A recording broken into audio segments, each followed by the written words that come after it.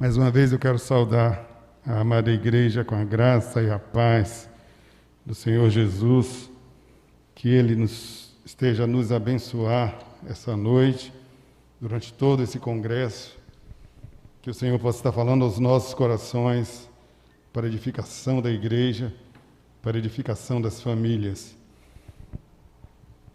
Gostaria de ler o texto bíblico que se encontra em Gênesis capítulo 3, versos de 1 a 13. Gênesis, capítulo 3, versos de 1 a 13. Ora, a serpente era o mais astuto de todos os animais selvagens que o Senhor Deus tinha feito. E ela perguntou à mulher: foi isto mesmo que Deus disse? Não comam de nenhum fruto das árvores do jardim? Respondeu a mulher à serpente: podemos comer do fruto das árvores do jardim. Mas Deus disse: não comam do fruto da árvore que está no meio do jardim, nem toquem nele, do contrário, vocês morrerão. Disse a serpente à mulher: certamente não morrerão. Deus sabe que no dia em que dele comerem, seus olhos se abrirão, e vocês, como Deus, serão conhecedores do bem e do mal. Quando a mulher viu que a árvore parecia agradável ao paladar, era atraente aos olhos e, além disso, desejável para dela se obter discernimento, tomou do seu fruto, comeu-o e o deu a seu marido, que comeu também. Os olhos dos dois se abriram e perceberam que estavam nus, então juntaram folhas de figueiras para cobrir-se. Ouvindo o homem e sua mulher os passos do Senhor Deus, que andava pelo jardim quando soprava a brisa do dia, esconderam-se da presença do Senhor Deus entre as árvores do jardim. Mas o Senhor Deus chamou o homem, perguntando: onde está você? E ele respondeu: ouvi teus passos no jardim e fiquei com medo, porque estava nu, por isso me escondi. E Deus perguntou: quem lhe disse que você estava nu? Você comeu do fruto da árvore da qual lhe proibi comer? Disse o homem: foi a mulher que me deste por companheira, que me deu do fruto da árvore e eu comi. O Senhor Deus perguntou então à mulher: que foi que você fez? Respondeu a mulher: a serpente me enganou e eu comi. Vamos orar, irmãos. Senhor, meu Deus e meu Pai, nós queremos te agradecer, Pai. Podemos dizer aqui esta noite: até aqui nos ajudou o Senhor. E nós queremos nesse momento, ó Deus, colocar esse culto, colocar esta palavra diante do Senhor. Pai, fala por meio de mim, Senhor. Fala aos corações de cada uma das pessoas que aqui estão e daquelas que nos acompanham pela internet. Meu Deus, que cada pessoa que ouvir esta palavra tenha o seu coração edificado pelo Senhor. Em nome de Jesus. Então, queridos, o tema da nossa palavra hoje, da nossa reflexão, é inimigos de Deus. E nós começamos, os inimigos da família, desculpem, e nós começamos a falar da primeira família, a família que o Senhor Deus fez por meio de Adão e Eva. O texto faz referência à primeira atuação do inimigo contra a família, narrado aí nas palavras que nós lemos no capítulo 3 do livro de Gênesis. E ele começa dizendo à mulher: não comereis de toda a árvore do jardim. E como sempre, Satanás, que é o nosso inimigo, ele contradiz a palavra do Senhor, ele deturpa a palavra do Senhor. E ele diz: certamente não morrereis. Deus havia dito para eles que se comessem do fruto daquela árvore, eles morreriam. E Satanás está dizendo aqui para a mulher, por meio da serpente, certamente não morrereis. Satanás é especialista em deturpar as palavras do Senhor, em contradizer as palavras de Deus. E assim o fez aqui, nesse diálogo com a mulher. Satanás sempre vai atuar dessa mesma forma. Se observarmos, ele fez isso quando da tentação de Jesus. Ele citou a palavra de forma deturpada para tentar o Senhor Jesus. E é dessa forma que ele age contra as nossas famílias hoje. A especialidade dele é enganar, é mentir. A Bíblia diz que ele é o pai da mentira, ele é o enganador, ele é homicida. E observamos aqui no livro de Gênesis que quando Adão foi confrontado por Deus, ele vai sugerir que a culpa é de Deus. Vocês perceberam no texto? A mulher que tu me deste. Ele transferiu a culpa dele para Deus. Olha, a culpa foi sua, Senhor, foi você que me deu essa mulher. E Deus vai falar com a mulher, com Eva, e ela também vai buscar um culpado. Ela vai dizer assim, olha, foi a serpente que me enganou. A culpa era de Deus e a culpa era da serpente. Mas quem cometeu o erro foi Adão e Eva. E da mesma forma isso acontece nos nossos dias. Muitas vezes nós ficamos tentando culpar Satanás pelos erros que nós cometemos. Mas a decisão de errar, a decisão de pecar, é nossa. É bem verdade que ele tentou, que ele enganou. Esse é o papel dele. Ele é o inimigo de Deus, ele é o inimigo da família, ele é o nosso inimigo. Ele é o enganador, ele é mentiroso. Mas a decisão de acreditar nessas mentiras é minha e é sua. E assim foi com a primeira família. O nosso inimigo, ao atingir o homem no seu núcleo familiar, que é o objetivo de Satanás, ele quer destruir a magnífica criação que o Senhor fez. Ele quer usurpar os poderes do Criador. E Satanás fez a rebelião lá no céu, porque ele desejou o lugar de Deus, ele desejou ser igual a Deus, ele desejou o trono de Deus. A sua vaidade o levou a se rebelar, liderar uma rebeldia, uma revolução lá no céu. E ele foi expulso com mais 1/3 do exército da criação lá do céu. É interessante que a Bíblia vai nos trazer muitos exemplos de famílias que foram alvo do nosso inimigo. Mas hoje nós vamos falar da primeira família. Então, após serem tentados e após caírem em pecado, após desobedecerem a Deus, Adão e Eva foram expulsos do paraíso. Adão e Eva, eles tinham o privilégio de gozar da presença de Deus todos os dias. E a consequência imediata foi o afastamento de Deus. A palavra de Deus diz que o pecado faz separação entre o homem e Deus. Então, a primeira consequência para eles foi a distância de Deus. Eles perderam aquele privilégio de encontrar o Senhor. Logo então, é de se imaginar que Satanás estava satisfeito e que ele sairia de cena. Ele conseguiu o intento, ele afastou o homem de Deus, mas ele não parou por aí. Ele não saiu de cena. Logo em seguida, ele vai entrar em ação ainda na mesma família. Ele injeta o veneno do ciúme e da inveja no coração de Caim. Deus atenta para a oferta de Abel, mas ele não aceita a oferta de seu irmão Caim, porque a Caim, lhe faltou fé. E por isso seu coração não estava íntegro para com Deus. E eu queria chamar a atenção para um detalhe, queridos.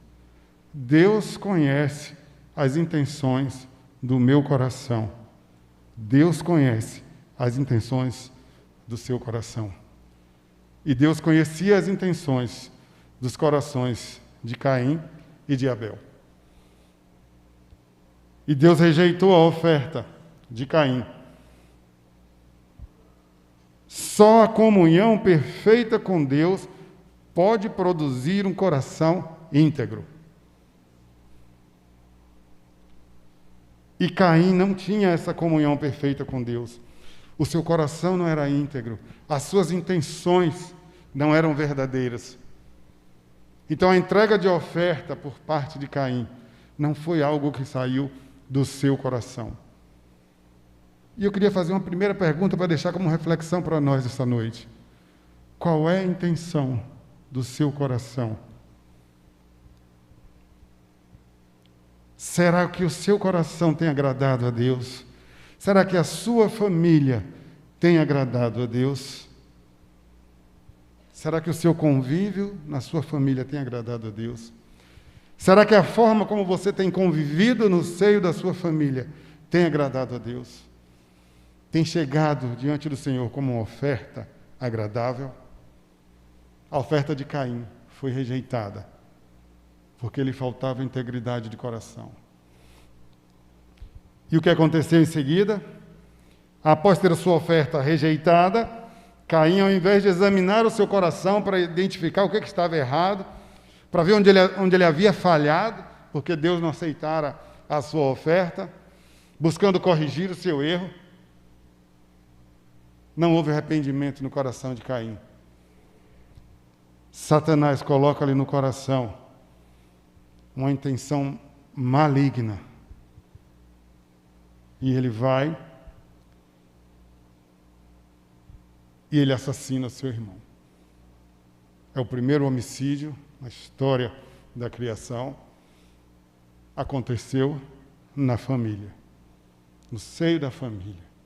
Queridos, quantos assassinatos têm sido cometidos na nossa sociedade, no seio da família? Filho que mata pai, filho que mata mãe, irmão que mata irmão, pai que mata filho, marido que mata esposa e vice-versa. Satanás tem trabalhado incansavelmente para destruir a maravilhosa criação de Deus, que é a família. Família é projeto e criação de Deus. Então, o intento de Satanás é destruir. E como é que ele age? Satanás, ele sempre ele age de forma ardilosa, ele age na surdina, ele age sem ser notado, de forma muito sutil, e ele age por meio do engano e da mentira. O inimigo, ele não saiu de cena após a queda, e nem mesmo agora ele saiu de cena, muito pelo contrário, ele está furioso, sabe por quê? Porque ele já sabe o final da história, ele já sabe o que o espera. O lago de fogo preparado para ele e para seus anjos. Então ele está furioso. Cada vez mais ele vem forte contra as famílias, ele vai investir pesado contra as nossas famílias. Temos assistido aí muitas vidas que têm sido destruídas pelas drogas, pela AIDS, pelas guerras, pela vaidade, pelo amor ao dinheiro, que tem sido um dos grandes inimigos da família. A palavra de Deus diz que o amor ao dinheiro é a raiz de todos os males.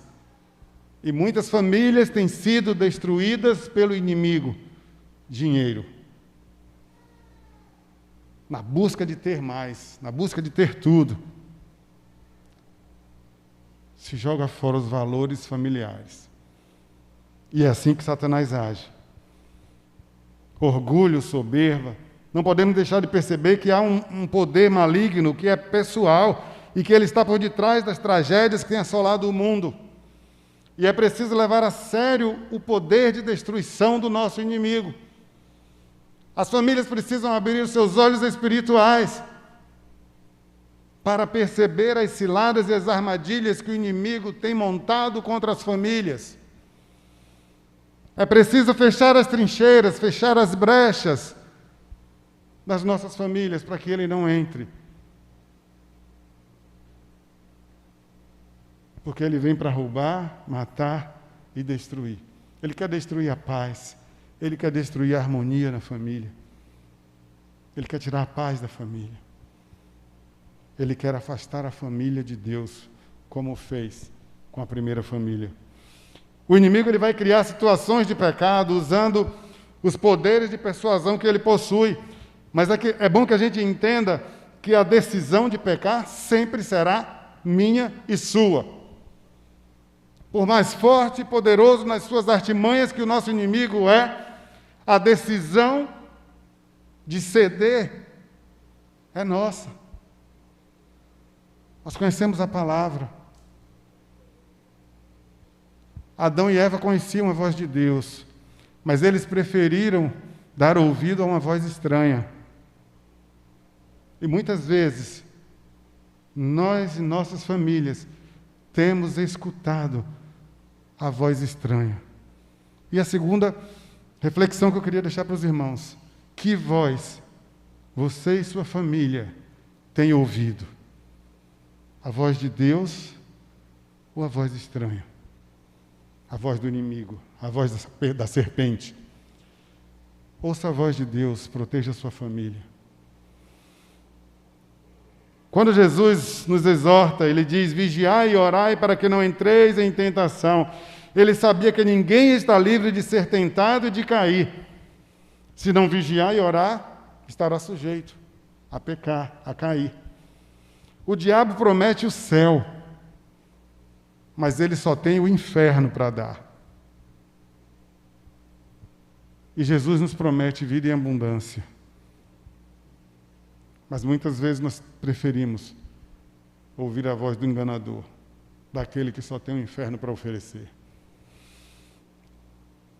O inimigo ele se aproveita das nossas fraquezas morais e espirituais para nos induzir a práticas que contrariam a vontade do Senhor por meio da mentira.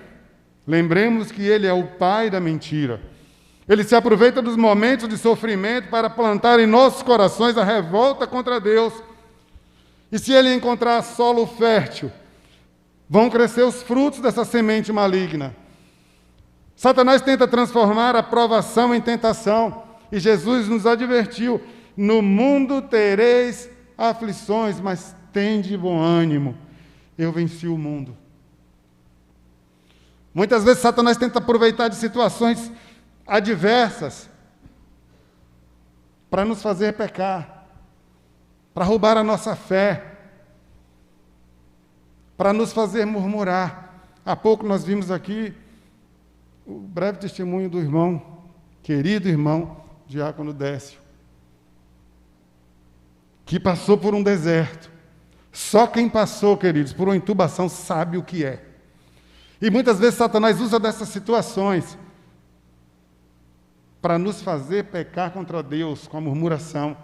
Muitas vezes fazendo com que percamos a nossa fé. Muitas vezes fazendo com que os nossos familiares se revoltem contra Deus, achando que a culpa é de Deus. Satanás quer nos enganar. E ele vai se aproveitar desses fatos, dessas situações. Satanás pode também usar pessoas por meio das quais ele vai colocar objetos de desejo pecaminosos diante de nós, diante da nossa família. Situações em que o pecado é colocado como algo atrativo e aceitável. Nós lemos no texto que quando Eva olhou para aquela fruta, ela foi agradável aos olhos. E é assim que o pecado vem diante de nós, querido. O pecado ele não vem diante de nós como uma coisa ruim, agradável aos olhos. Nós precisamos pedir discernimento ao Senhor.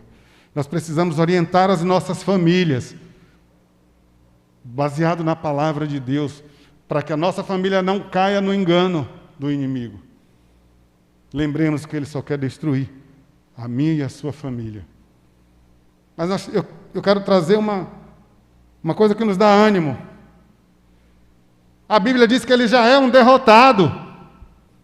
Nós já conhecemos o final da história. E o final da história é o lago de fogo e enxofre, preparado para ele e para os seus anjos. Nós já sabemos que o nosso inimigo, que o inimigo da família, ele já está derrotado, em nome de Jesus. Satanás usa alguns meios, a televisão, por meio das novelas, de filmes, em que ele traz o adultério exaltado, a infidelidade conjugal também é tratada como algo normal no seio das famílias, Isso tem sido um poderoso instrumento de persuasão para enfraquecer o conceito de família que a Bíblia nos traz. E nós temos aberto as portas das nossas casas, das nossas famílias, para essas inverdades. Porque a intenção de Satanás é fazer com que nós achemos que é normal. Porque nós assistimos isso todos os dias, todas as horas. Nós temos novela hoje, se vacilar, 24 horas por dia. E não ensina outra coisa. A não ser as mentiras do nosso inimigo. É impressionante como nós facilitamos, pastor, a vida do nosso inimigo. Nós abrimos as portas das nossas casas para que o inimigo entre e destrua. Vigia, querido. Vigiai e orai para que não entreis em tentação. Vigia pela sua família. Temos algo que tem sido um grande inimigo das nossas famílias. São os conceitos da pós-modernidade. Uma das características do mundo pós-moderno é a filosofia que coloca o prazer como principal objetivo a ser alcançado. O Senhor propôs uma parábola, a parábola do rico insensato, e diz assim: o campo de um homem rico produzira em abundância. E ele arrazoava consigo, dizendo: que farei? Pois não tenho onde recolher os meus frutos. Disse então: farei isso. Derribarei os meus celeiros, edificarei outros maiores, e ali recolherei todos os meus cereais e os meus bens. E direi à minha alma: alma, tens em depósito muitos bens para muitos anos. Descansa, come, bebe, regala-te, ou seja, vá curtir o prazer, esquece tudo. É o prazer que importa. E nós abrimos mãos dos nossos valores espirituais, nós abrimos mão muitas vezes dos nossos princípios bíblicos, em nome do prazer. E o inimigo está de fora batendo palma. O prazer sexual tornou-se uma paixão obsessiva na nossa sociedade, justificando com isso todos os desmandos, desrespeito ao próximo, violência, riscos de enfermidade. Mas o importante é o prazer. Essa é a máxima que tem prevalecido na sociedade pós-moderna. Os resultados disso, queridos, são desastrosos. Só para termos uma ideia, são 600 mil adolescentes por ano que engravidam. Isso é assustador. 600 mil adolescentes, a partir dos 12 anos, têm engravidado por conta da busca por esse prazer, porque têm caído no engano do inimigo. E isso arrebenta as famílias.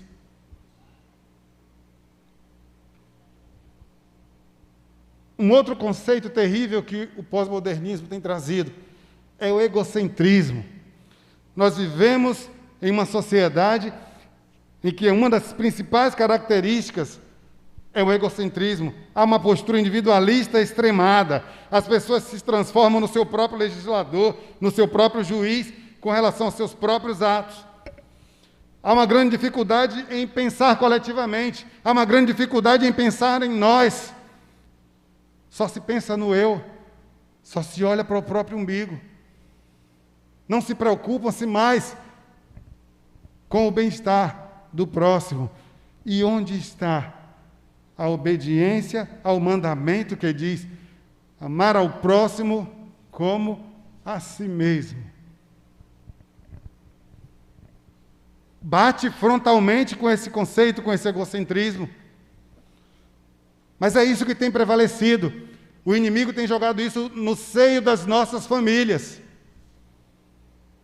Pessoas egoístas, voltadas para si mesmas, vivendo debaixo do mesmo teto. Um não se preocupa com o bem-estar do outro. Um não se preocupa com os problemas que o outro está enfrentando. Família onde os seus membros, os seus participantes vivem completamente isolados, ilhados. Às vezes o pai não faz ideia do que está passando com seu filho.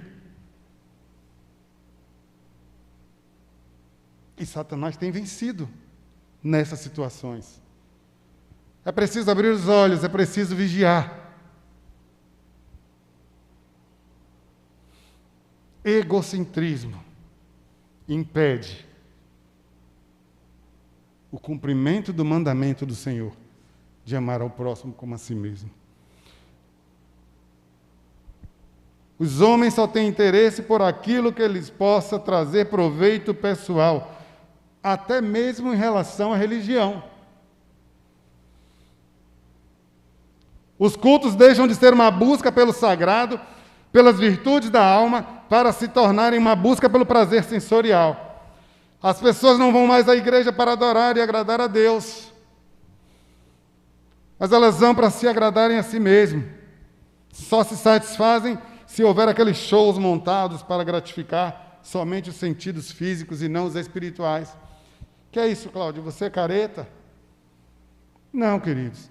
Mas é preciso lembrar que antes de qualquer coisa, o culto é para agradar a Deus, o único que é digno de toda a honra, de toda a glória e de todo o louvor.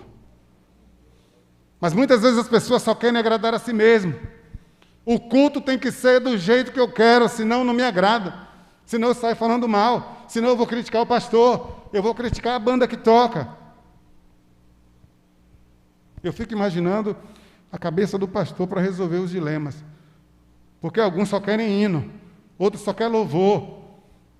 Sabe, irmãos, quando nós deveríamos querer somente a Deus, somente louvar e agradar a Deus, seja lá com hinos, com louvor. Lembram de Caim? O importante é a intenção do seu coração, querido. Qual é a intenção do seu coração? Quando você vem à igreja, quando você vem ao culto, você vem com que intenção? O que você tem para deixar no altar do Senhor? O que a sua família tem deixado quando vem à igreja? Se é que a sua família vem à igreja. Você sabe dizer agora onde é que está o seu filho? A sua filha? Às vezes a gente não faz nem ideia de onde estão, nem com quem andam, nem o que estão fazendo. E depois somos surpreendidos com as surpresas desagradáveis que muitas vezes chegam e batem à nossa porta.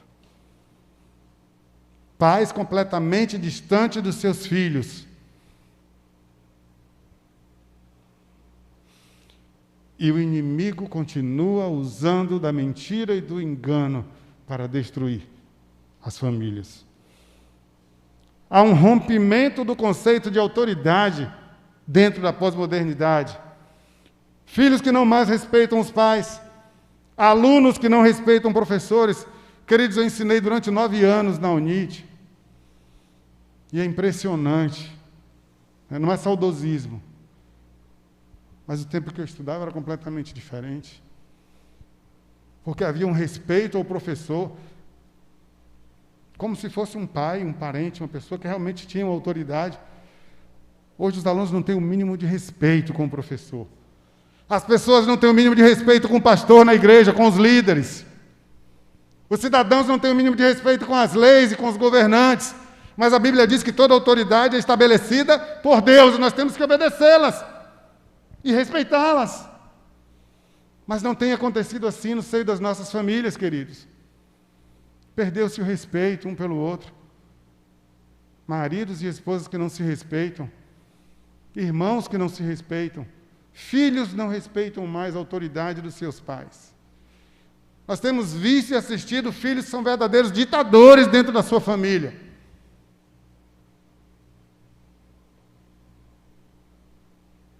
A autoridade do pai, queridos, e agora eu estou falando diretamente para os filhos, a autoridade do seu pai e da sua mãe, ela foi estabelecida por Deus.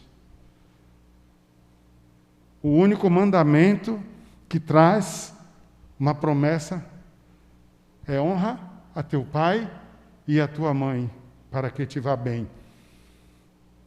O mandamento ele vem no imperativo, não é uma opção. Olha, honra seu pai e a sua mãe se eles forem legais, se eles forem gente boa. Não é isso que a palavra de Deus diz. Honra teu pai e tua mãe. Ponto. É um imperativo, não é uma opção para você. Mas o inimigo tem conseguido destruir o conceito de autoridade dos pais nas famílias. Há uma distorção no conceito da família. O conceito cristão de família é que ela se constitui de um pai, uma mãe e os seus filhos. É isso a família, biblicamente falando. É constituída de um pai, de um homem, de uma mulher, mãe e de seus filhos. Esse é o conceito de família criada por Deus.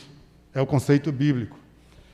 Mas eu vou trazer para vocês aqui qual é o conceito de família definido e aprovado pela ONU, Organização das Nações Unidas. Diz lá, a família é um grupo de pessoas que vivem em comum. Está bem para os irmãos? Está de acordo com a Bíblia? Um grupo de pessoas pode ser eu, Janildo, Pastor Paulo, é uma família. De acordo com esse conceito. Nós somos uma família, sim. Irmão Janildo e Pastor Paulo, somos parte da família de Deus. Mas a família, o núcleo familiar, ele é constituído do homem, pai, da mulher, mãe e dos seus filhos. É isso que a Bíblia traz. Outro inimigo que tem assolado fortemente as famílias são as doenças emocionais. Olha, eu tenho ficado assustado com o percentual de incidência de doenças emocionais nos adolescentes e jovens.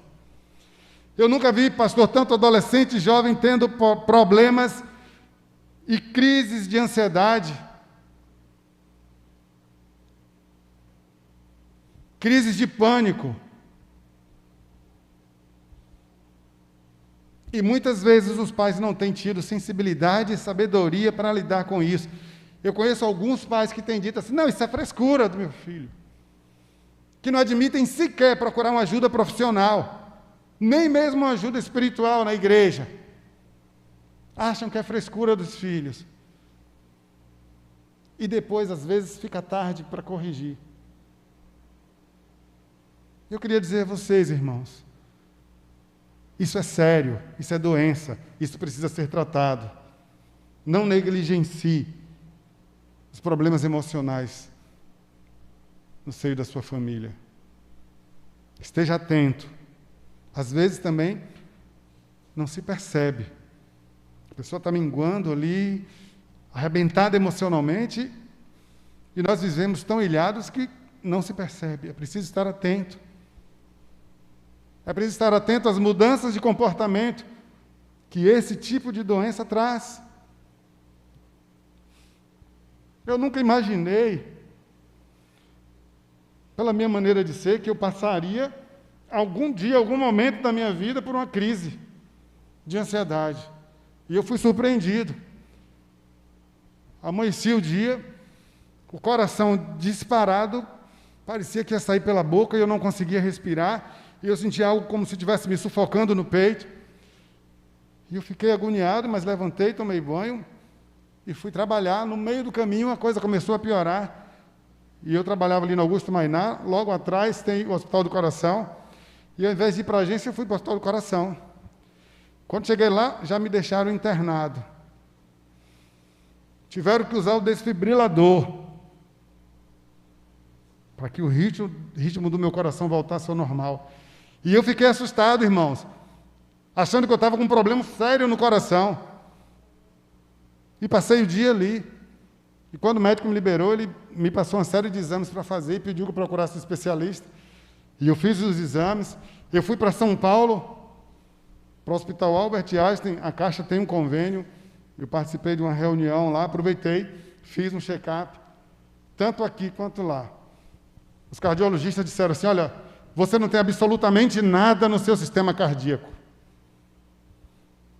E aí, conversando com minhas filhas, Fala assim, papai, isso que o senhor sente é a mesma coisa quando eu tenho as minhas crises de pânico.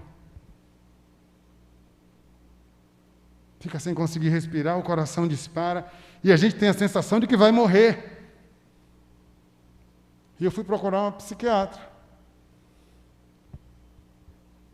E lá ela me disse, Cláudio, você está com uma crise extrema de ansiedade. Eu falei, mas doutor, eu nunca me senti ansioso. Eu nunca me senti ansioso.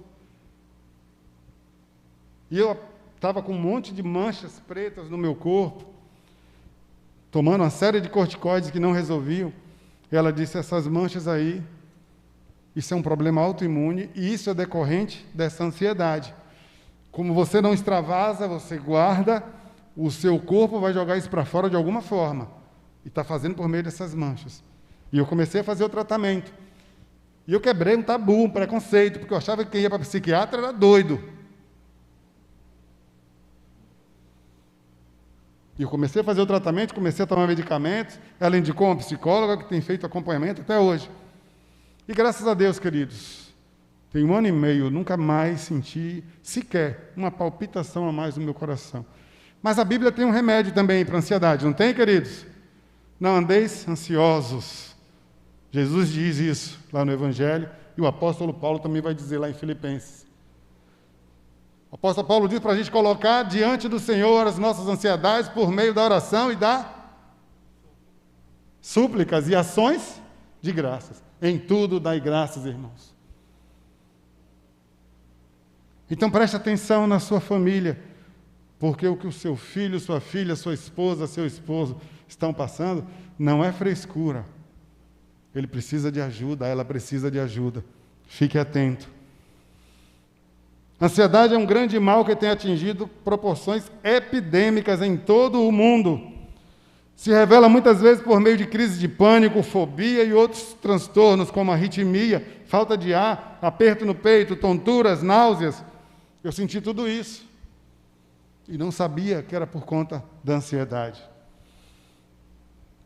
Mudanças trazidas às nossas vidas, muitas vezes em intervalos pequenos, com o advento das redes sociais, as ameaças terroristas, as guerras nucleares, o aquecimento global, a fome, as incertezas, tudo isso causam em nós essa ansiedade, o medo do futuro.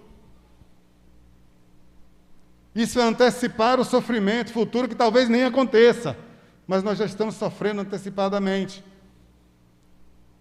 Isso é ansiedade. A ansiedade ela vai levar à depressão. É uma doença. Depressão é doença, queridos. E vamos jogar fora o conceito de que crente não pode ter depressão. Isso é um engano. O profeta Elias, grande homem de Deus, ele teve depressão, escondido dentro de uma caverna. Se algum membro da sua família está com depressão, busque ajuda imediatamente. Vamos orar, vamos ler a palavra, vamos meditar. Mas procure uma ajuda médica, porque depressão é doença. E tem matado muitas pessoas. No meu trabalho de conclusão de curso, eu abordei o suicídio de pastores e líderes religiosos, pastores e padres. O índice é alarmante, irmãos. Vocês sabem por quê? Vocês estão vendo ali o pastor Paulo, todo domingo está aqui falando, pregando, absorve as emoções de todo mundo, às vezes sai de um enterro, vai para uma festa. Mas eu queria dizer para vocês que o pastor Paulo Sérgio, ele é um ser humano, igual a mim, igual a você, que tem emoções, precisa de cuidado, precisa de compreensão. E isso, a falta dessa compreensão, irmãos, é que tem levado muitos pastores ao suicídio. Porque se cobra demais do pastor. Cobra-se como se o pastor fosse um Deus. O pastor é um homem de Deus. Ele tem as limitações humanas. E nós precisamos respeitar. É preciso entender que o pastor tem família. Ele precisa cuidar da família dele. Precisamos ter esse entendimento, precisamos ter essa compreensão. A depressão, ela não escolhe endereço. Então é preciso estar atento aos sinais, para que você possa ajudar o membro da sua família que por acaso sofra de algo desse tipo. É um grande inimigo da família. Como a família pode fazer para se defender dos ataques dos inimigos? As armas que devemos usar para lutar contra o nosso inimigo, a Bíblia traz, a Bíblia descreve algumas delas. Eu queria destacar o que diz o apóstolo Paulo na carta aos Efésios, no capítulo 6, versos de 10 a 20. O apóstolo Paulo vai falar aos Efésios dizendo o seguinte: finalmente fortalecei-vos no Senhor e na força do seu poder. É a chave para vencer o inimigo. Se fortaleça no Senhor e na força do seu poder. Não há inimigo que não caia diante da força do Senhor. Amém, irmãos? Como foi que Golias caiu? Foi na força de Davi? Davi disse: olha, você vem contra mim com espada, com escudo, com todo esse aparato, mas eu vou em nome do Deus Todo-Poderoso. E o gigante caiu.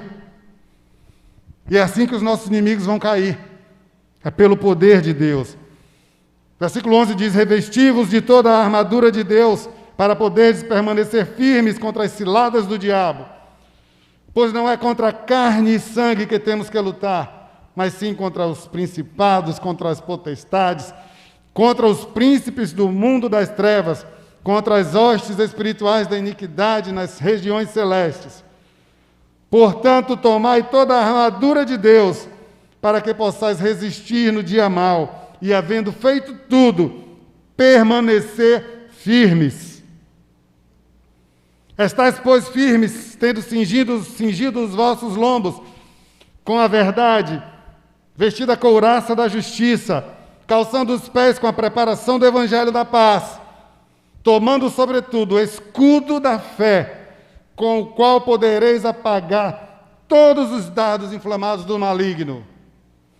Tomai também o capacete da salvação, a espada do Espírito, que é a palavra de Deus, arma poderosa contra o inimigo.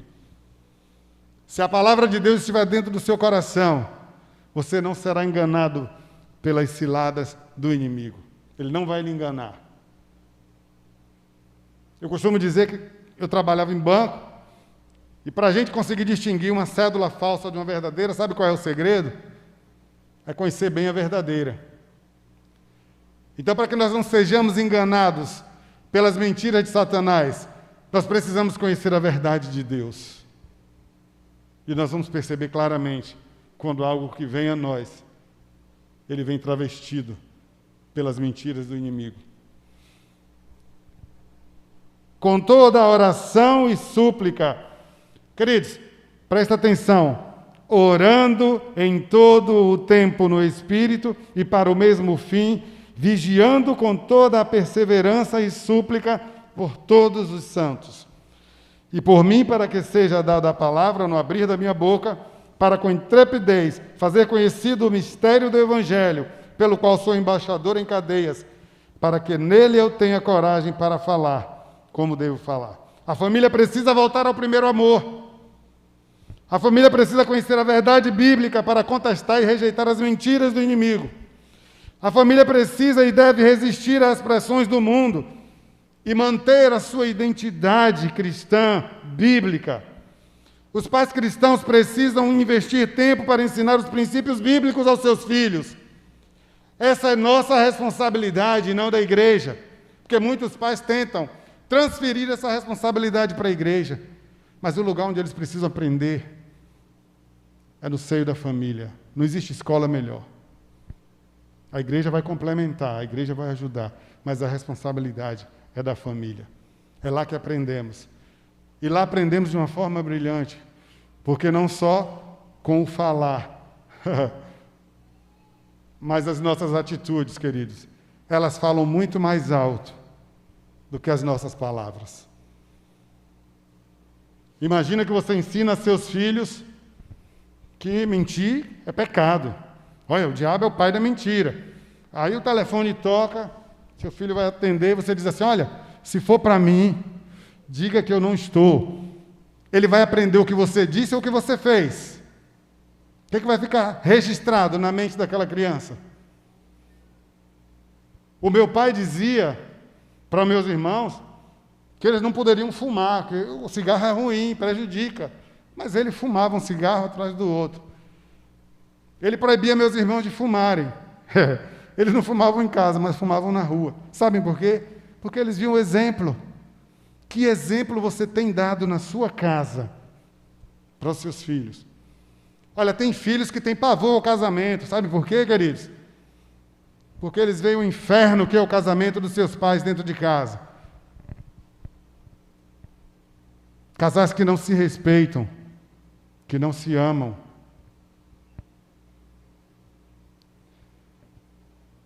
E os filhos vão vendo aquilo ali e muitas vezes assim, olha, eu não quero isso para a minha vida. Que exemplo você tem sido de marido e esposa dentro da sua casa para os seus filhos? Querido, nós prestaremos contas a Deus da família, porque nós somos mordomos, a família não é nossa. Deus colocou para nós administrarmos. Tudo é dele, inclusive a família. Nós havemos de prestar contas da família que o Senhor colocou sob a nossa responsabilidade. A família cristã precisa voltar para casa. Os cultos nos templos, eles devem ser uma continuação da adoração que acontece nos lares, no seio das famílias. A família cristã precisa viver e proclamar a palavra de Deus, levar as boas novas do Evangelho. O único valor capaz de restaurar no ser humano a consciência do seu valor espiritual e resgatar o verdadeiro sentido social da sua natureza é o Evangelho de Jesus Cristo. Oh, queridos, a Bíblia nos ensina como ser família.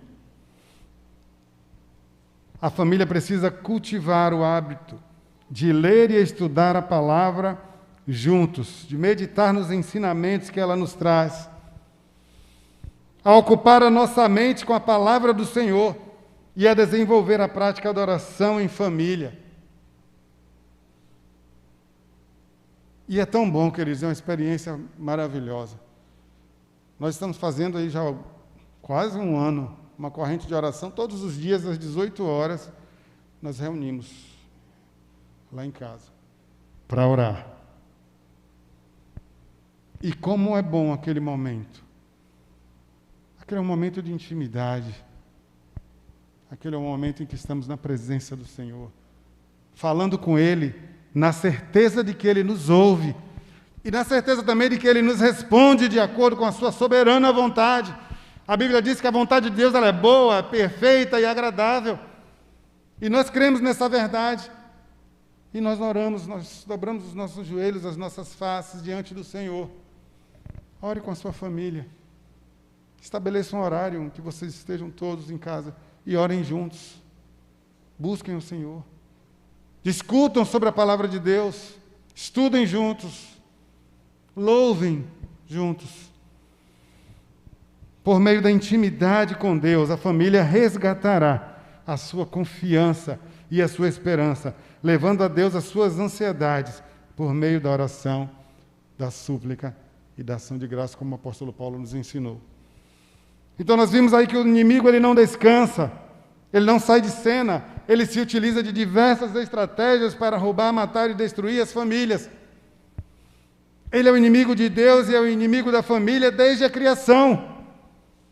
Por meio da sua atuação, a primeira família que foi criada por Deus, a primeira família foi criada para a eternidade. A família não foi criada por Deus para o pecado. A família não foi criada por Deus para a morte. A morte entrou no seio da família por conta do pecado. E o apóstolo Paulo nos traz que o salário do pecado é a morte.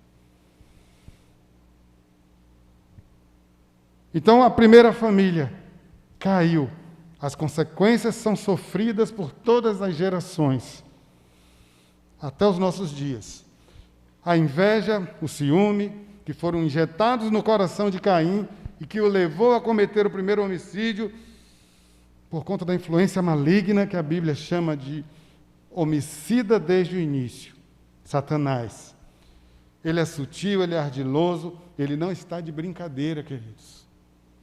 Ele não descansa. Ele quer nos destruir, ele quer destruir as nossas famílias. E é preciso fechar as brechas. O mesmo ciúme, a mesma semente de ciúme, de inveja, de orgulho, de vaidade, de ira, de soberba, que ele trabalhou lá atrás, ele trabalha hoje. Então não abra espaço na sua vida e na vida da sua família, para que essas armas destruam as nossas famílias. A família cristã precisa ser um oásis no meio desse deserto que se tornou a nossa sociedade. As pessoas estão vivendo solidão no meio de uma multidão. As pessoas têm se tornado alvo fácil para o inimigo. Mas Jesus, ele é o escudo que pode proteger a minha e a sua família. Ele é o escudo que pode proteger a minha e a sua família em meio a essa sociedade caída, mergulhada no pecado e cada vez mais longe de Deus. Precisamos, queridos, como famílias cristãs, fazer a diferença nessa sociedade caída. Precisamos, como famílias cristãs, ser luz, ser sal. As pessoas precisam olhar para você e para a sua família e ter o desejo no coração de ser igual, de ter aquela paz, de ter aquela luz diferente, que é a luz do Senhor. Uma vez uma pessoa me disse assim: Cláudio, eu sinto tanta paz quando eu estou na sua casa. Apesar da bagunça que a gente faz, né? A minha família é muito engraçada, né? Não tem momentos monótonos entre nós, não é, Laís? Um brinca com o outro, um pirraça com o outro. A pirraça fica mais por conta de Núbia, irmão. Vocês não sabem o que eu passo. É pirracenta. Mas é uma bênção que Deus me deu. Mas a nossa casa tem a paz do Senhor. Ela está sobre nós. Sabe, queridos, é diferente. A sua família precisa ser diferente. A sua família precisa ser luz. A sua família precisa influenciar essa sociedade. Sabe, nós precisamos mostrar ao mundo que nós somos diferentes. Nós precisamos mostrar ao mundo que esses conceitos pós-modernos, eles não se aplicam às famílias cristãs, às famílias de Deus. Ele quer controlar a sua família. Ele quer comandar a sua família. Ele quer estar no meio, no centro, no seio da sua família. Mas ele não invade. O primeiro milagre de Jesus, ele aconteceu em uma cerimônia de casamento. Sabem por quê? O milagre aconteceu porque Jesus estava lá. E Jesus estava lá porque ele foi convidado. Ele não invade. Ele é muito educado. Então convide Jesus para estar na sua família, para estar no seio da sua família. E você vai ver a diferença que isso vai fazer. Rejeite as mentiras. Rejeite a voz desconhecida e ouça a voz de Deus. A voz que lhe traz salvação. A voz que lhe traz proteção. Ele é o nosso refúgio, ele é a nossa fortaleza. Ele é o refúgio e fortaleza da família. Não há nenhum problema, querido. Nenhum problema que a família não possa superar com a força do Senhor, com o poder do Senhor.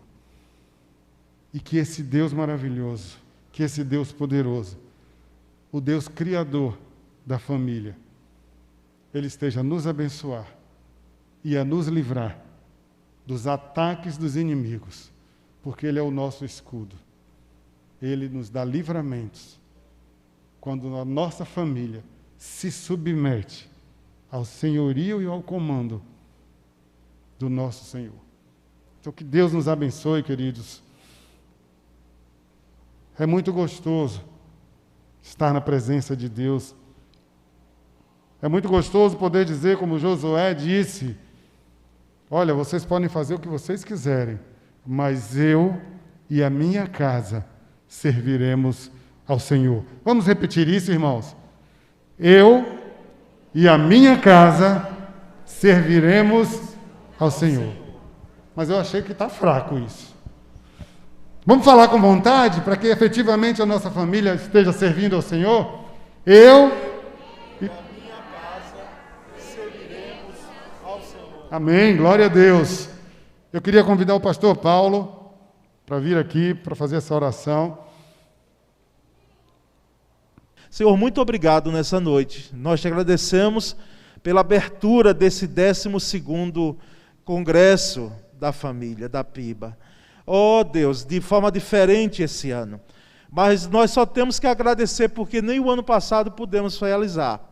E agora nós pudemos aqui de forma que nós não tínhamos feito até então, mas sabemos o quanto tem sido maravilhoso. Só o fato de podermos realizar, de podermos pensar a família, seja aqui, seja em casa, com os irmãos que nos acompanham.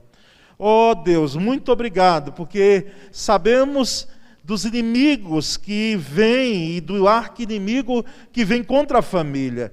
Mas sabemos que nós temos também as armas poderosas em Cristo Jesus para vencermos.